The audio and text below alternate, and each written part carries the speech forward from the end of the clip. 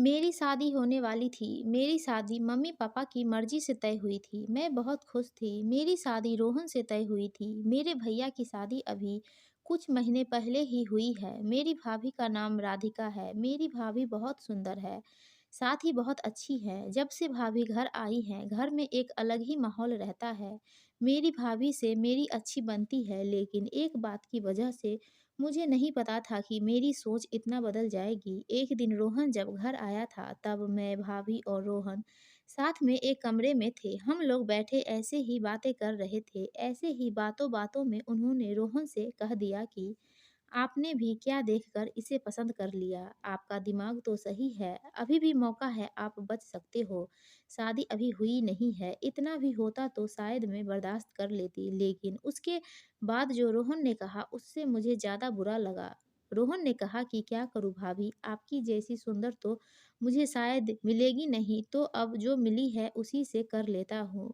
बात मजाक में हो रही थी, लेकिन मुझे वो बात दिल पर लग गई। उस समय मैंने भी बात हँसी में टाल दी, लेकिन मुझे अब वो बात सोने नहीं दे रही थी। मैं पता नहीं क्या-क्या सोचने लगी थी। मैं अपने आप को भाभी के साथ कंपेयर करने लगी थी। मुझे उन उससे और उनकी सुंदर होने से जलन होने लगी थी। एक छोटी-सी बात मेरे अंदर यह बदलाव ला सकता है, मैंने सोचा नहीं था। मैं उस बात का जवाब देना चाहती थी। मैं कुछ भी सोचने लगी थी। मैं सोच रही थी कि कैसे उन्हें भी मैं रुलाऊँ। शादी के तैयारियों के साथ मेरा दिमाग भी कहीं और ही चलने लगा। एक दिन भाभी शॉपिंग करने मम्मी के साथ बाहर गई हुई थी। घर में भैया थे।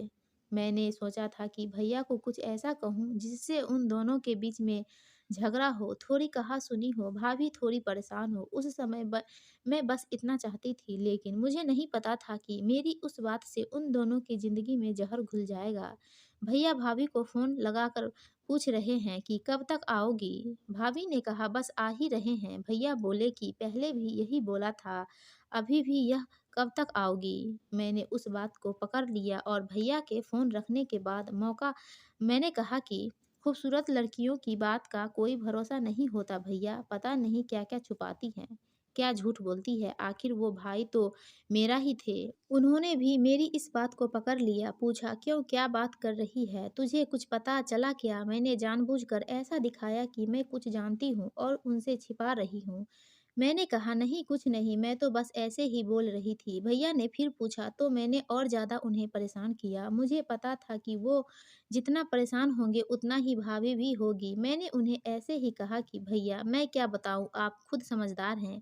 वो बोले क्या मतलब, क्या बोलना चाहती है ठीक से बता। मैं अब क्या कहती, लेकिन अच्छा हुआ कि उसी समय भाभी और मम्मी आ गए और बात टल गई, लेकिन मुझे बहुत खुशी हो रही थी कि मैंने अपना काम कर दिया। भैया उनके आते ही अपने कमरे में चले गए। बस मुझे अब भाभी का वैसा चेहरा देखना था जो मैं देखना चाहती थी। भाभी करीब 2 घंटे बाद जब कमरे से निकली तो उनका चेहरा बयान कर रहा था कि मैंने जो बोला है उसका असर हो रहा है। भैया का मुँह भी उतरा हुआ था।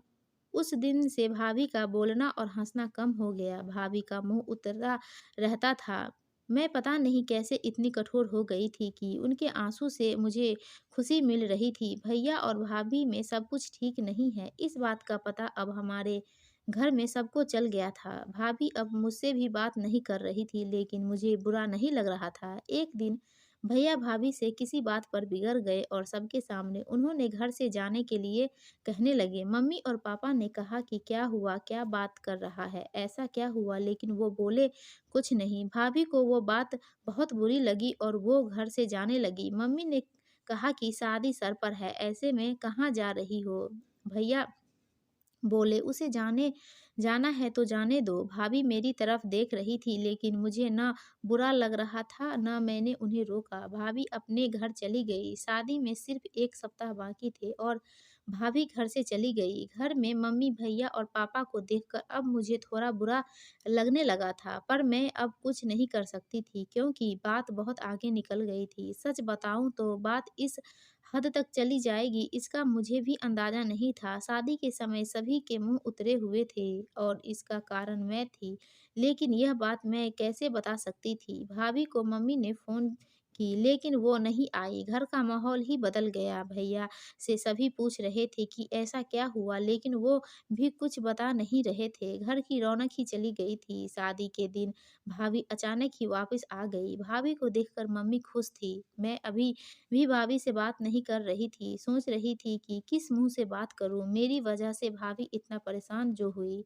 भाभी खुद ही मेरे पास आई। मैंने बोला, आप आ गई? वो बोली, हाँ। मैंने सोचा कि अगर मैं नहीं आती तो तुम्हें तैयार कौन करता। भाभी ने ऐसा कहा तो मैं रोने लगी। भाभी ने कहा कि मुझे तुम्हारे भैया की बातों का इतना बुरा नहीं लगा। ठेस तो मुझे तुमने पहुंचाई। मैं इस घर से भी तुम्हारी वजह से गई थी। मैंने सोचा था कि तुम मुझे फ़ोन करके बुलाओगी, लेकिन तुमने ऐसा नहीं किया। मुझे नहीं पता तुमने क्यों नहीं किया, लेकिन मैं तुम्हें एक बात समझाना चाहती हूँ। अगर अब तुम्हारी शादी होने वाली है, तुम दूसरे घर जाओगी। कुछ ऐसा मत करना जिससे बाद में तुम्हें पछताना हो। मैंने भाभी को कहा कि मैं भैया को बता देती हूँ कि वो मज़ाक था। भाभी बोली, तुम उसकी चिंता मत करो। उन्हें अगर अपनी पत्नी पर विश्वास नहीं तो यह उनकी गलती है, तुम्हारी नहीं। मैं उनसे निपट लूँगी। शादी का समय है, तुम खुश रहो। भाभी के आते ही घर में रौनक आ गई। इस गलती ने मुझे बहुत कुछ सिखाया। मेरे अंदर की जलन और ईर्ष्या को ख़त्म कर दिया। मेरे अंदर एक डर पैदा कर दिया कि मैं कहीं गलती से भी किसी के साथ कुछ गलत ना कर दूँ। भाभी मेरी जैसी नहीं है, मुझे पता है वो भैया को भी सँभाल लेगी। मैंने भाभी के साथ इतना कुछ किया, लेकिन उन्होंने अपना फ़र्ज़ नहीं भूला, ना ही यह बात बताया कि यह सब मेरी गलती है। मैं दिल से शर्मिंदा थी और भाभी ने मुझे माफ़ कर दिया। दोस्तों, आपको यह कहानी अच्छी लगी हो तो वीडियो को प्लीज़ लाइक, शेयर कीजिए और हमारे चैनल को सब्सक्राइब